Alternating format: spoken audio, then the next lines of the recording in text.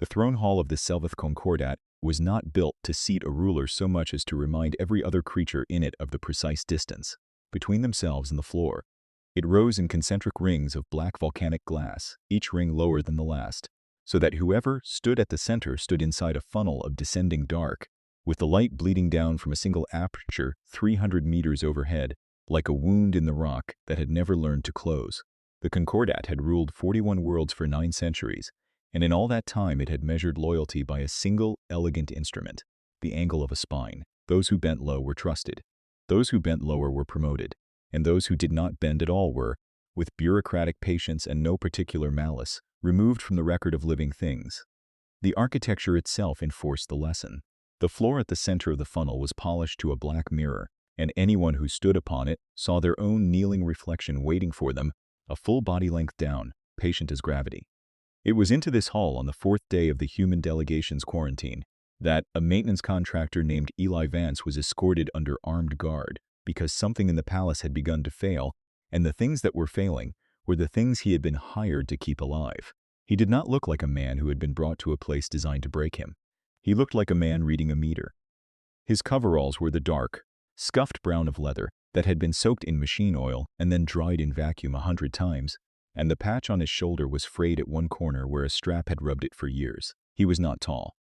Among the Selvath, who averaged well over 2 meters and carried themselves with the vertical certainty of cliff faces, he read as small, almost incidental, a smudge of warm color at the bottom of a cold and vertical world. He carried a diagnostic case in his left hand and nothing in his right, and his right hand stayed open and loose, the way a hand stays when its owner has spent a lifetime expecting to need it for work rather than for fear. He did not crane his neck at the ceiling. He did not stare at the guards. He looked instead at the floor, the black mirror floor, and the thing he was looking at was not his reflection. He was looking at a hairline seam in the glass where 2 slabs met, and the faint, wrong shimmer of condensation that should not have been there. Eli Vance had been categorized in the Concordat's intake system as a Class 9 servile technical asset, which was the lowest designation that still permitted a creature to enter the inner palace without a leash. The designation was not an insult in Selvath thinking. It was simply accurate in the way that a temperature reading is accurate. He fixed things. He was a tool that walked. And the Concordat had a great many tools that walked, harvested from a great many conquered worlds, and it had never once had reason to look at one of them twice. This would prove to be the most expensive oversight in the history of the dynasty, but no one in the hall that day knew it yet, least of all the woman seated at the bottom of the funnel, in the chair carved from a single piece of meteoric iron, who had ruled the 41 worlds for 60 of her years and intended to rule them for 60 more. Her name was Queen Vorahel, and she was old in the way that mountains are old, which is to say she had stopped changing so long ago that change had begun to seem to her like a kind of vulgarity practiced only by the young and the doomed.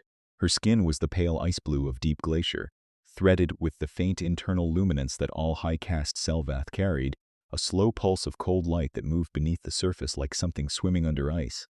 Her eyes had no white in them. They were entirely a luminous, depthless silver, and they tracked the small brown human across her floor with the patient, unhurried attention of a predator that has never once in its life been required to hurry.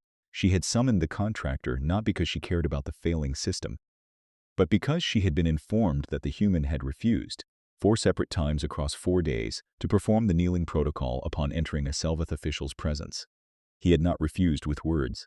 He had simply not done it. He had nodded the way one nods to a colleague, and gone to work, and the queen, who had built 9 centuries of stability on the principle that a spine that would not bend was a spine that must be broken before others learned the trick of it, had decided to attend to the matter personally. "You have entered my presence," she said, and her voice filled the funnel without any apparent effort, a low resonance that the black glass carried and multiplied until it seemed to come from the walls themselves. "4 times you have entered the presence of my officers. 4 times you have remained upright. Do you know what is required of you here?" Eli set his case down on the mirror floor, crouched beside it, and opened the latches. "I was told the climate regulation in the lower vaults was throwing faults," he said. He did not look up. "I've got about a 90-minute window before the next thermal cycle locks me out of the access shaft. So if it's all the same to you, I'd like to get down there before that closes." For 3 full seconds, the throne hall held a silence so complete that the only sound was the soft tick of Eli's diagnostic case cooling in the cold air. The queen had been spoken to in many tones across 60 years of rule. She had been begged, flattered, threatened, and on 2 memorable occasions cursed in languages that no longer had living speakers. She had not, in living memory, been answered as though she were a scheduling inconvenience. A high-caste Selvath in the gallery above made a sound, a sharp intake through the breathing slits along the throat that served their kind for a gasp, and the sound traveled down the funnel and died. The queen did not move, but the slow light beneath her skin changed its rhythm, quickening by a fraction that only another Selvath would have read, and what it read was not anger. Anger she had expected. This read as the cold, bright alertness of a creature that has just heard in the dark a sound it cannot immediately classify. "Kneel," she said. The word was very quiet now, which among her kind was the most dangerous register of all, and it was at that precise moment, before Eli Vance could decide whether to answer or simply to keep unpacking his tools, that a second voice came down from the gallery, clear and young and entirely unafraid. "He doesn't have to." The voice belonged to the only other being in the hall whose internal light burned at the same depth as the queen's because she carried half of it. She came down the rings of black glass, not with the gliding descent of a courtier mindful of protocol, but quickly, 2 rings at a time, the way the young move when they have decided something and have not yet learned to be afraid of the deciding. Her name was Senna, and she was the heir, the queen's only living daughter, 90 years old in a species that measured maturity in centuries, which made her, in every way that mattered to the court, a child who had recently been handed a knife she did not yet know the weight of. Her skin carried the same glacier blue, but the light beneath it ran faster, warmer, closer to the surface, and her eyes, while silver, still held the faint capacity for widening that her mother's had lost a lifetime ago. She stopped on the second ring from the bottom, above the human, below the throne, in the exact geometric position that no one in the court was permitted to occupy, because they belonged to no rank. "The kneeling protocol applies to subjects of the Concordat," Senna said, and she said it to her mother, but loudly enough for the gallery. "He is not a subject, he has contracted labor from an unaligned world. By our own statute, a non-subject who kneels is making a false declaration of fealty, which is a forgery of the record. Mother, you would be ordering him to commit a crime." It was a very good argument. It was, in fact, a technically flawless argument, the kind of argument a brilliant young mind constructs when it has spent its whole life inside a system of rules, and has just discovered that rules, used precisely, can be turned against the hand that wrote them. The court did not know what to make of it. The queen did. The queen looked at her daughter for a long, slow moment, and the light beneath her skin settled back into its glacial rhythm, and when she spoke again her voice had lost the quiet menace and gained something worse, something patient. "The vaults," the queen said to Eli, without looking at him. "Go, repair what is failing. You will not kneel today." She rose from the meteoric chair, and the whole gallery rose with her in a rustle of cold light. "We will discuss the statute later," she said to her daughter, and the way she said later made it a date with a closing door. Then she was gone, up through the rings, and the gallery emptied behind her, and the hall was left to the small brown human, the young heir frozen on the forbidden ring, and the hairline seam in the floor that was still, very quietly, weeping condensation it had no business producing. Eli closed his diagnostic case and stood. He looked up at Senna for the first time. "That was a stupid thing to do," he said, without heat, the way a man states the weather. "But thank you." Then he picked up his case and walked toward the access shaft, leaving her standing on the ring that belonged to no one, and he did not see, because he had already turned away, the way her internal light had begun to move faster, the way the very young light moves when it has just done something irreversible, and is only now beginning to understand the size of it. The lower vaults of the palace were a different country, where the throne hall was vertical and theatrical. Built to make the soul feel small, the vaults were horizontal and honest, a sprawling underworld of climate manifolds and pressure trunks, and the great slow machinery that kept 11,000 high-caste Selvath alive in a palace that sat, by ancient design, inside the caldera of a dormant volcano. The Selvath did not build their seat of power above a sleeping fire because they were foolish. They built it there because the geothermal gradient gave them limitless energy, and because a species that ruled by fear understood the value of a throne that sat, literally, upon catastrophe. The machinery that kept the catastrophe asleep was the most sophisticated environmental engineering in 41 worlds, and it had been maintained, for the last 2 centuries, by contracted labor from conquered systems, because no high-caste Selvath would lower themselves to the work. And the mid-caste engineers who once did it had been quietly phased out in a cost reduction that no one now remembered approving. Eli found the first fault within 20 minutes, and it was not the fault he had been sent to find. He had been sent to chase a climate regulation error in the residential manifolds, a minor thing, the kind of nuisance that generates a work order. What he found instead, when he traced the error back to its source, was that the residential fault was a symptom, and the disease was 3 levels deeper, in the primary thermal exchange that managed the heat bleeding up from the caldera floor. Someone had recalibrated the exchange, not broken it, recalibrated it with care and intelligence so that it ran 4% hotter than its design specification, and so that the 4% was masked by a compensating adjustment in the residential layer which produced the minor fault he had been chasing as a kind of camouflage. It was, he understood immediately, the work of someone who knew the system intimately and wanted the system to slowly cook itself while appearing to function normally. He crouched in the red-lit dark of the exchange level, his diagnostic case open on his knees, and he did the arithmetic, and the arithmetic was not good. At 4% over specification, the caldera substrate would reach its instability threshold in roughly 11 weeks. He checked it 3 times. 11 weeks. And then the volcano that the Concordat had been sleeping upon for 9 centuries would not be asleep anymore. He did not raise an alarm. A man who raises an alarm in a foreign palace, holding evidence that someone powerful has sabotaged the foundation, is a man who has volunteered to be the most convenient explanation for whatever happens next. Eli had grown up on a salvage world, in a family that made its living pulling value out of the wreckage of other people's disasters. And the first thing salvage teaches is that the wreckage is never an accident as often as the insurance claim says it is.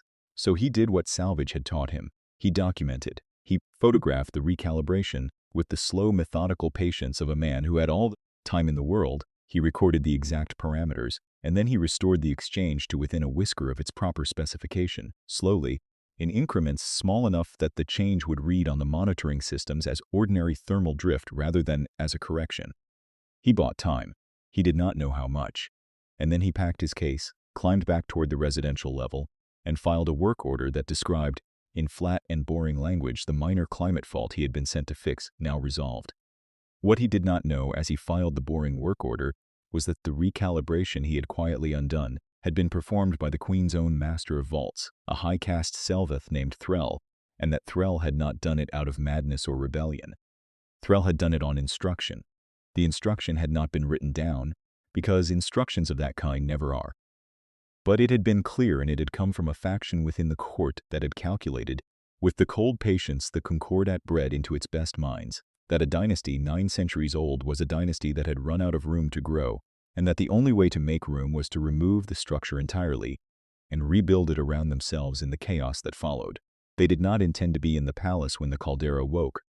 They intended to be very far away, having warned the worlds that mattered, positioned to inherit a Concordat that had lost its capital, its queen, and its heir in a single tragic geological accident that no one could possibly have prevented, because the records would show the environmental systems had been maintained, on schedule, by contracted labor, right up until the end.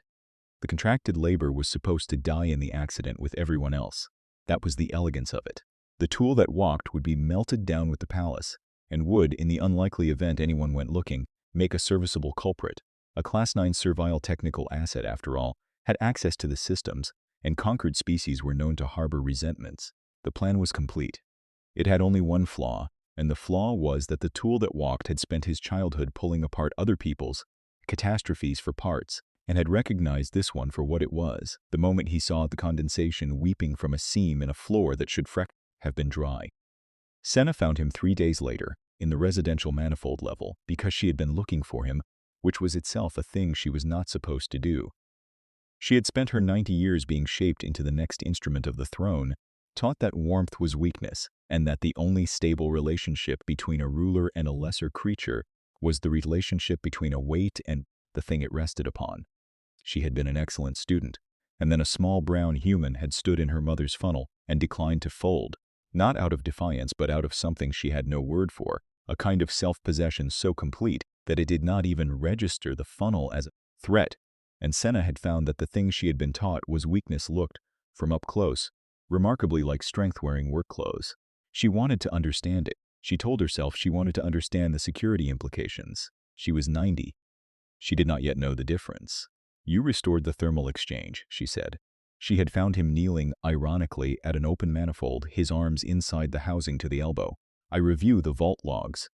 3 days ago, the primary exchange showed a thermal correction event that the monitoring system classified as drift. It was not drift. Drift is not that precise. She crouched beside the open housing, mindful of her robes, the light beneath her skin moving fast in the dim. You found something, and you put it back, and you told no one. Eli did not stop working. You read vault logs, he said. For fun or because no one else does? Because no one else does, Senna said, and there was something in how she said it, a flatness, that told him more than the words. The heir to 41 worlds read the maintenance logs herself because she did not trust the people who were supposed to read them for her, and a young creature who does not trust the people around her is a young creature who has noticed something. He pulled his arms out of the housing then and looked at her properly for the first time. He took in the fast light beneath her skin, the way she had crouched in the dirt of the service level in robes worth more than his entire salvage world. The fact that she had come alone, and he did the salvage arithmetic on her the same way he had done it on the thermal exchange. Somebody in your house, he said slowly, is trying to bring the mountain down, and you already suspected it before I ever showed up. That's why you read the logs. That's why you've been watching me. You weren't protecting me from your mother in that hall. You were looking for the one person in this place who might be able to confirm a thing you couldn't say out loud. The held silence that followed was not the throne hall's silence of fear. It was the silence of a young mind hearing its own unspeakable suspicion spoken back to it in a stranger's calm voice, and finding in that calm the first solid ground it had stood on in months. 11 weeks, Senna said quietly. How did you know it was 11 weeks? I have read the substrate models.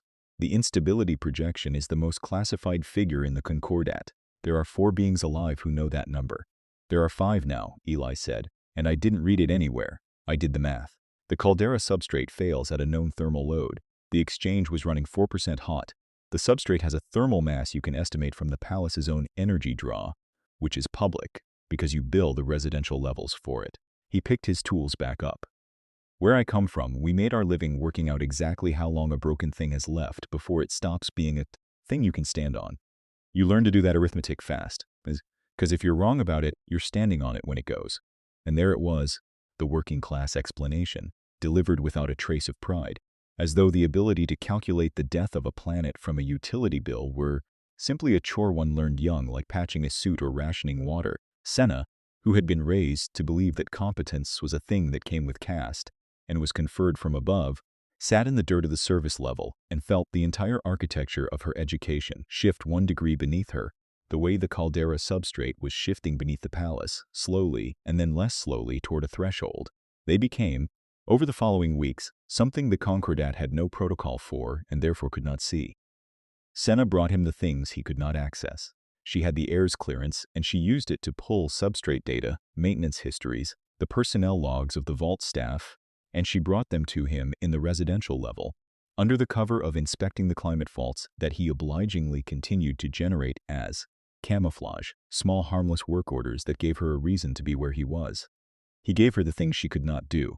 He read the machinery the way she read the logs, by instinct refined into something past instinct, and together they began to map the sabotage backward from the recalibrated exchange toward the hand that had recalibrated it. It was slow. It had to be slow. Every correction Eli made to the thermal exchange had to be undone, because Threll, the master of vaults, came down every 9 days to verify his work, and if he found the exchange running at specification, he would know someone had interfered, and the timeline would collapse from 11 weeks to however long it took to arrange a more reliable accident.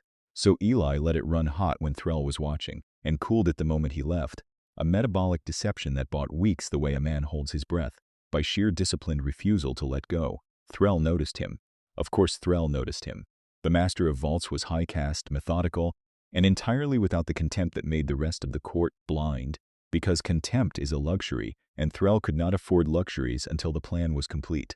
Threll watched the small human in the residential level and saw a contractor doing contractor work and was reassured, and then, on the 3rd visit, saw the contractor doing contractor work a little too well, saw a manifold housing that had been reassembled with a precision that exceeded the work order, and felt the first cold prickle of a doubt he could not yet justify. He began to visit more often.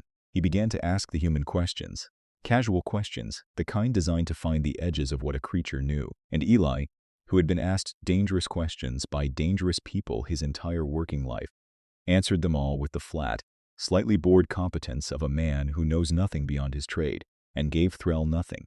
and watched Threll watch him, and understood that the distance between camouflage and discovery was closing, and that when it closed, the 11 weeks would not matter anymore. The thaw, when it came the way the style of the place dictated, which is to say it came as an object and not as a sentence. The residential service levels were cold, kept just above the dew point to save energy, and the contracted laborers who worked them had no caste right to the warming stations that the high caste enjoyed. Eli worked cold, as he had worked cold his whole life and thought nothing of it. But Senna, on the 9th week, arriving to deliver a stolen personnel log, found him with his hands too stiff to manage the fine work of a sensor recalibration, flexing his fingers against the chill with the patient irritation of a man whose body is slowing him down. She left without a word, which he assumed meant she was angry, and he was wrong. She returned 20 minutes later with a flask high caste issue, a sealed vessel of the heated mineral broth that the Selvath drank to maintain their internal luminance, and she set it down on the housing beside his hands and said nothing about it at all. She did not say it was for him. She did not say she had risked a great deal to take it from a station she had no business near. She simply set it down in the cold, between his stiff human hands and the work he could not do. And then she crouched and pretended to study the personnel log she had brought, and waited. Eli looked at the flask for a moment, then he wrapped his stiff hands around it, and the warmth bled into his fingers, and he did not thank her, because he understood, with the same instinct that let him hear a planet dying in a weeping seam, that thanking her would name the thing, and naming it would break it. So instead he opened the logs she had brought, and they worked, and the flask sat warm between them, and was, in the entire 9 centuries of the Concordat, the first object that had ever passed from a high caste hand to a conquered one without a single thread of fear in either direction. Neither of them said so. The thing did its work in silence, the way the warmth did, soaking into the cold places without announcement. The personnel log was the break they had been hunting. Threll's vault visits were logged, and the log showed a pattern, a series of meetings, off the residential record, with 3 other high caste names in a sequence of dates that lined up, when Eli laid them against the sabotage timeline, with the recalibration of the thermal exchange. 3 names and a master of vaults, a faction, and the dates told the rest of the story, because the last meeting was scheduled for the end of the 11th week. And after it there were no more meetings logged at all, which meant that after the 11th week, the people in those meetings did not expect to need the palace's logging system anymore, because they did not expect to be in the palace, because they expected the palace to be a cooling pool of glass at the bottom of a new crater. They mean to be gone before it wakes, Senna said, and the fast light beneath her skin had gone very still, the way the young go still when they understand for the first time that the danger is not a story. My mother, me, everyone in the residential levels, the whole capital. They will be somewhere safe, and they will mourn us very publicly, and then they will rebuild the Concordat in their own image, and there will be no one left who knows the Foundation was murdered. There's you, Eli said, and me, and a log with 4 names on it. A log that a Class 9 servile technical asset and an heir who is not supposed to read logs obtained without authorization, Senna said. If we bring this to my mother, Threll will say the human falsified it to cover his own sabotage, and that I was deceived by the human, and the court will believe him, because the court would rather believe a high caste traitor than an upright tool, and because my mother has spent 60 years teaching them that a creature like you cannot be trusted to stand, let alone to tell the truth. She looked at him. We need more than the log. We need them to do it in front of someone who cannot be made to look away. It was Eli who saw how. It was Eli who understood that the sabotage had a weakness built into its own elegance, because a plan that depended on the thermal exchange reaching instability on a precise schedule was a plan that depended on the thermal exchange behaving in a predictable way, and a thing that behaves predictably is a thing that can be made to misbehave at a chosen moment. He had been holding the exchange in deception for 9 weeks, letting it run hot for Threll and cooling it after. He could do the opposite. He could let it cool, hold it cool, let the substrate begin to stabilize ahead of schedule, and then, at a moment of his choosing, when the right witnesses were present, he could let Threll discover that his careful 11-week timeline had been broken and force the Master of Vaults to do the one thing a patient saboteur never wants to do, which is to act quickly in the open in front of the wrong eyes. They set it for the 10th week at the regular court assembly, the one occasion when the Queen, the heir, the High Command, and the entire senior court gathered in the funnel hall in a single place. Eli spent 6 days bringing the thermal exchange down, slowly, below specification, cooling the substrate, pulling the instability threshold back from 11 weeks towards something safer, And he did it in a pattern that he knew Threll's monitoring would eventually catch, because he wanted it caught, but caught late, caught at the worst possible moment for the man who caught it. And on the morning of the assembly, as the court filled the rings of black glass, the queen took the meteoric chair, and Senna stood on the heir's ring with her fast light held. Carefully still, the monitoring alarm in the Master of Vault's private station finally registered what Eli had been doing, and Threll understood, all at once, that his timeline was gone, that the substrate was stabilizing, that someone had been unwinding his work for weeks, and that the only person with the access and the skill to do it was a small brown human who was, at this very moment, standing in the service corridor outside the funnel hall holding a diagnostic case. Threll did the thing that patient men do when patience is taken from them. He moved. He crossed the funnel hall in front of the assembled court, his composure cracking at the edges in a way the court had never seen from him. And he did not go to the queen. He went to the service corridor, to the human, with 2 vault guards behind him, intending to remove the variable that had broken his plan before the variable could explain itself, and the entire court watched the Master of Vaults abandon his post during a formal assembly to pursue a Class 9 contractor, and could not understand why, and leaned forward in the rings of black glass to see. What they saw was the human set down his diagnostic case, unhurried, and speak not to Threll, but past him to the funnel in a voice pitched to carry the way the architecture was built to carry, so that the black glass took his flat working man's cadence and multiplied it and poured it down into the hall over the heads of 41 worlds, worth of high-cast power. He did not accuse, he explained.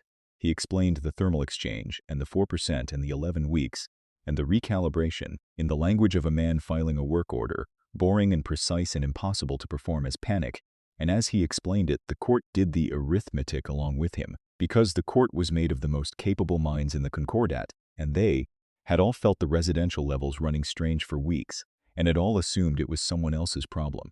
And Threll, hearing his own murder of the Capitol described in flat technical detail by a tool that was supposed to have melted with the evidence, made the final mistake, the one that no log could have forced and no accusation could have produced. He told the guards to take the human. He told them to take the human, loudly in front of the queen before the human could finish, and in the doing he confessed, because the only reason in the universe to silence a contractor mid-sentence about a thermal fault is that the contractor is telling the truth. For 3 excruciating seconds, the funnel hall was absolutely silent. Then the queen rose from the meteoric chair, and the slow light beneath her ancient skin moved in a way that her daughter had seen exactly once before, on the day a small human had declined to kneel, and she had heard, in the dark, a sound she could not classify. She had spent the intervening weeks classifying it. She looked now at the Master of Vaults frozen in the act of silencing a witness, and at the 3 high-cast faces in the gallery that had gone the particular shade of still that guilt makes, and at her daughter standing on the heir's ring with her chin level and her fast light burning, and last of all at the small brown contractor who had just with a work order's worth of words undone a plan 9 centuries in the making, and Queen Vorahel, who had broken every spine that ever refused to bend before her, understood that she was looking at the one thing her entire system had been built to prevent and had, by its own contempt, rendered invisible, a creature whose loyalty could not be commanded because it had never been about her at all. He had not saved the Capitol for the throne. He had saved it because it was breaking, and he was a man who fixed breaking things, and the throne had simply happened to be standing on it. The arrests took the rest of the day and are not the part of the story that matters. Threll and the 3 high-cast names were removed from the gallery and from their posts, and in time from the record of living things, with the same bureaucratic patience the Concordat had always reserved for spines that would not bend, except that this time the spines in question had bent too far and in the wrong direction, toward a chaos they had thought they could ride. The substrate stabilized. The 11 weeks became a figure in a sealed report.